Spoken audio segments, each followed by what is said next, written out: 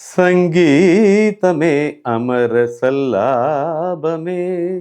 മണ്ണിനു വിണ്ണിൻ്റെ വരദാനമേ വേദനയെ പോലും വേദാന്തമാക്കുന്ന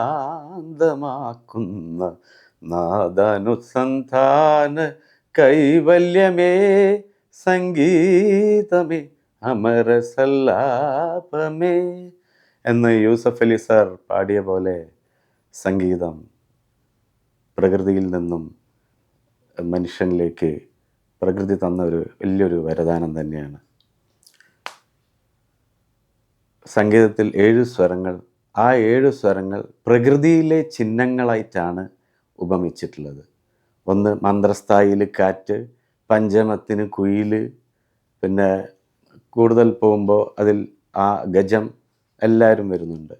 പ്രകൃതിയിലെ ചിഹ്നം തന്നെയാണ് സംഗീതത്തിലെ വിവിധ സ്വരങ്ങൾക്ക് കൊടുത്തിട്ടുള്ളത്. സാർ പറഞ്ഞ പോലെ സംഗീതം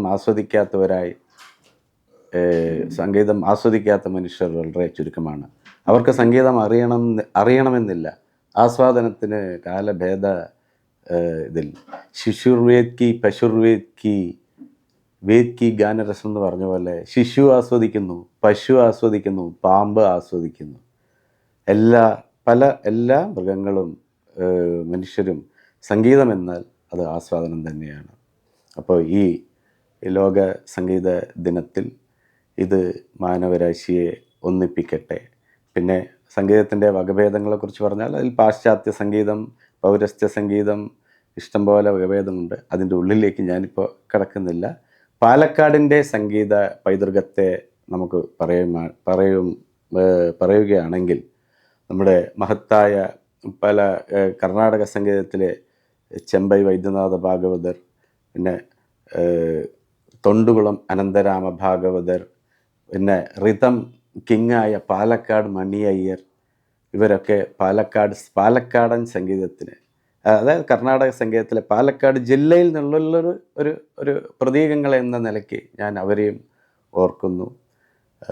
ആ പാലക്കാടിൽ ഒരു കൊച്ചു ഒരു സ്റ്റുഡിയോവുമായി നമ്മുടെ ഉണ്ണിയേട്ടൻ അതിൻ്റെ ഈ തലമുറയിൽ എത്തി നിൽക്കുന്ന ഒരു തലമുറയിൽ അദ്ദേഹം വലിയൊരു സേവനമാണ് ചെയ്യുന്നത്. ഉണ്ണിയേട്ടൻ പാടുമോ എന്നറിയില്ല, പക്ഷേ ഉണ്ണിയേട്ടൻ ഒരുവിധം പാലക്കാടിലെല്ലാവരെയും അദ്ദേഹത്തിൻ്റെ ആ സ്റ്റുഡിയോ, ആ സംരംഭത്തിൽ വരുന്ന എല്ലാവരെയും ഉണ്ണിയേട്ടൻ പ്രോത്സാഹിപ്പിക്കാറുണ്ട്, പാടിപ്പിക്കാറുണ്ട്, പ്രതിഫല ഏച്ഛയില്ലാതെ. അതുകൊണ്ട് ഈ സംഗീത ഒരു കൂട്ടായ്മ എന്നെന്നും നല്ല രീതിയിൽ മുന്നോട്ട് പോകട്ടെ. നമുക്ക് ഈ ലോക സംഗീത ദിനത്തിൽ ഇത് മാനവരാശിയെ കൂടുതൽ ഒന്നിപ്പിക്കട്ടെ. പ്രപഞ്ചത്തിലെ ലോകത്തിലെ പല പ്രശ്നങ്ങൾക്കും ഇത് സമാധാനമാകട്ടെ എന്ന് ആശംസിക്കുന്നു.